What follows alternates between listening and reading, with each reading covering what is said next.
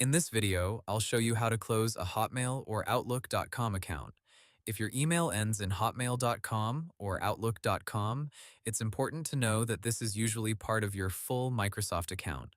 Microsoft explains that when you close that account, you are not just closing the email inbox.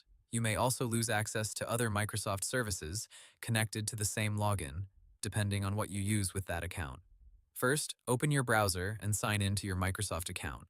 Microsoft's official account closure page says you need to sign in first, then go through the account closure process from there.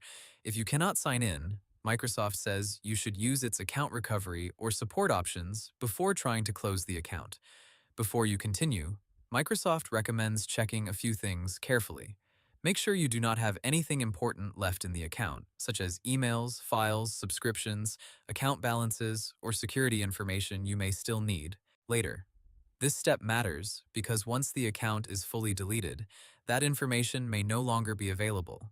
After that, follow the prompts on the closure page. Microsoft will usually ask you to review the information, confirm that you understand what happens when the account is closed, and verify your identity. This is part of Microsoft's process to make sure it is really you requesting the closure and not someone else trying to close your account. Next, choose the reason for closing the account and confirm the request.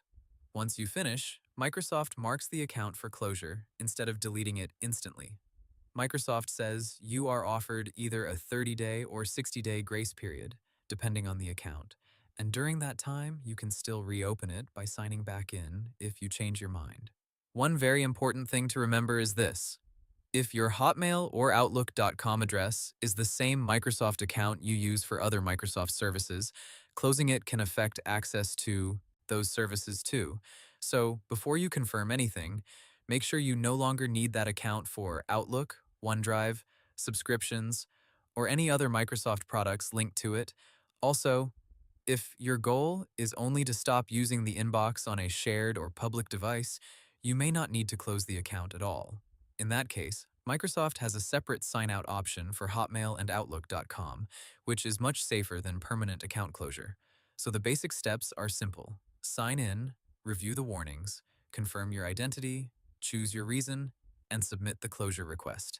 Then keep in mind that you still have a temporary grace period in case you decide to come back before the account is permanently deleted. And that's it. That's how to close a Hotmail or Outlook.com account. Hope the tutorial was helpful, subscribe to my channel, and see you in the next video.